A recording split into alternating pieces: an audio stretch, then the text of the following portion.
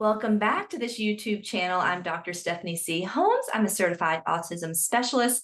I also am a co-podcaster with my husband of NeuroDiverse Christian Couples.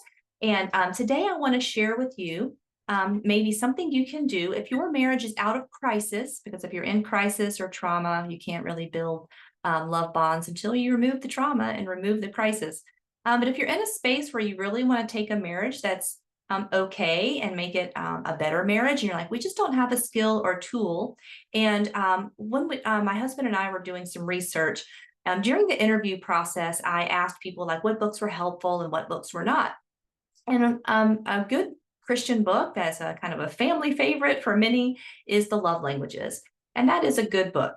However, what I found with my neurodivergent individuals and our neurodiverse couples, the love languages didn't really translate. Those 5 love languages didn't quite help a neurodiverse couple. The neurotypical partner said, well, the love languages were good at helping my partner kind of see my love language, but my spouse's love language was sometimes things that they didn't want me to do, or things they didn't want me to say, or wanting time alone.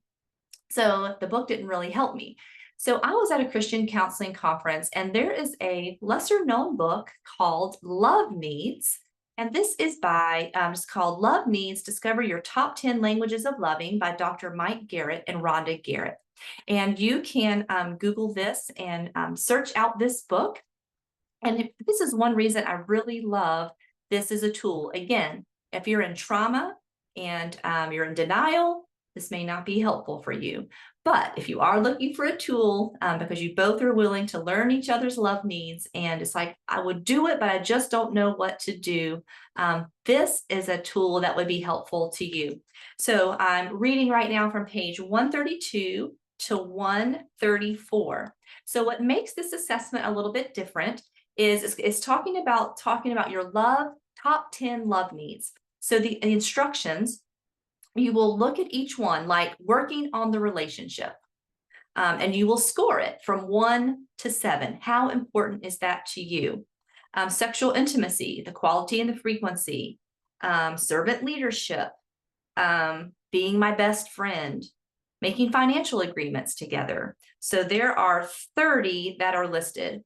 And each person goes through this assessment and again, circles from 1 to 7, and then puts over on the column, what is that number? So then you'll start going through what are the top 10 that surfaced from this little assessment.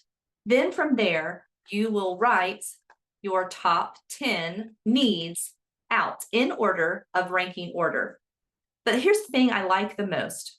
The next thing that you are supposed to do is with that love need. So let's say your love need was being a best friend or having friendship. You would then write 2 things. So being my friend is one of my top love needs.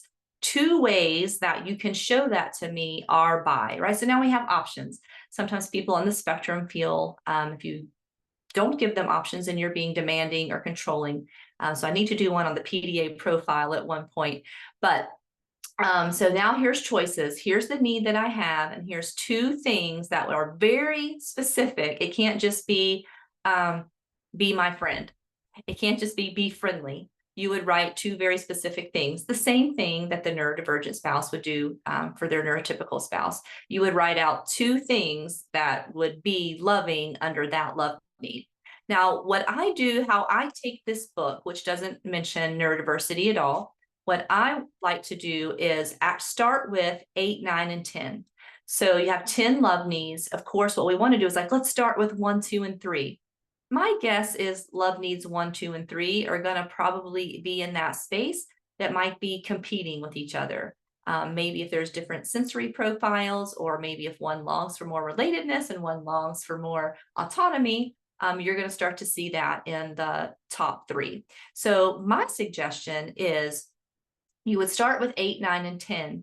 And when 8, 9, and 10 are becoming pretty consistent for like a month or 6 weeks, then you work on the next 3. What is that? 5, 6, 7. And then you work on 5, 6, 7, 8, 9, 10. And then you work with 1, 2, 3, 4.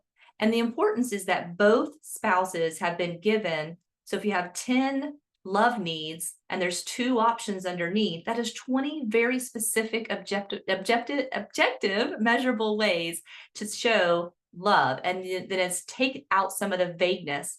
When I've interviewed Jude Morrow, who is an individual on the spectrum, he says neurotypicals can struggle with vagueness and verbosity.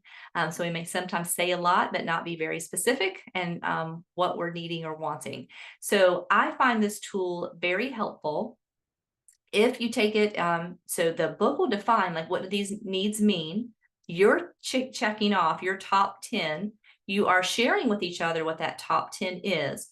You are you are writing out specifically the way that this shows love to me is, because maybe in the book it defines it as different ways, but that's not what you're going to do. You are going to write out for your spouse what those are. And then you can go back and forth, like trying to build that reciprocity, because a healthy relationship is mutual, it is reciprocal, and each person is trying to serve and love the other person in the way that is meaningful to that person. So look this little book up, Love Needs by Discover Your Top 10 Love Languages by Dr. Mike Garrett and Rhonda Garrett. And I hope this will be a great tool. If you're struggling with using the tool and maybe you need a coach, you can reach out to us at www.christianneurodivers.marriage.com.